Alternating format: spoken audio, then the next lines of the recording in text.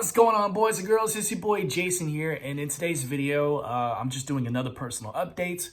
I know that I've been doing more of these lately as opposed to the more full-fledged out videos. However, I just wanted to take a moment to kind of give you, I guess, bits and nuggets of content that I think you would benefit from.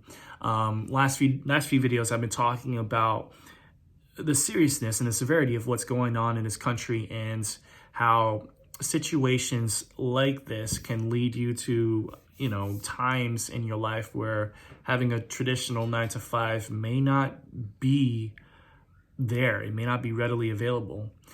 My prayer as a Christian is that we will get normalcy brought back. We will have our normal lives. People will get back to their jobs and all that good stuff. But what are you preparing yourself for? I'm not a conspiracy theorist. I'm not into all this, end of the world, tinfoil hat kind of stuff. But people believe in that stuff for a reason.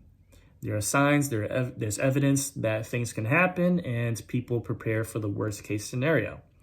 So a lot of them turn to conspiracies and they get this whole tinfoil hat mentality or whatever, simply because they're trying to be prepared for the worst case scenario. And you've seen it in the movies where the conspiracy theorists, whenever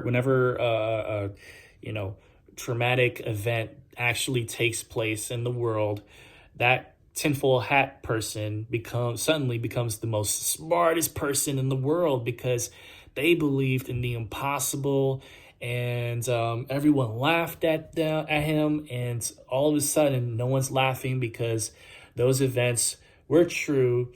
And this wackadoo with the tinfoil hat suddenly is seen as a genius and, of course, is completely and utterly prepared. So before we laugh at the tinfoil hat, we should at least be prepared for the worst. I'm not saying promote gloom and doom and go to your room and all that nonsense.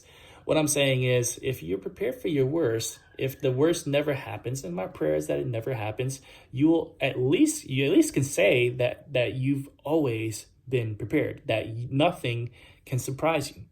Because the worst feeling in the world is a feeling that you don't have control over your life. And a lot of people freely give up control of their lives because they don't want the accountability for their own actions. They just want the monotony. They want the security. They want the security of knowing that, they can live day to day just doing the same routine stuff and everything will be fine. There's no surprises. But 2020 surprised everyone. And so I think a lot of people are waking up to this, and I'm hoping that you are as well. Are you awakened to realize that the traditional routine stuff, it may actually be a hindrance on you as opposed to something that can uplift you and secure you?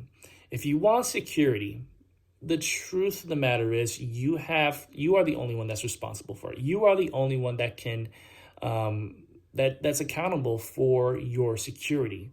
You can't trust in people anymore. I mean, you can trust people, but what I'm saying is you can't trust in someone else to have your future in their hands.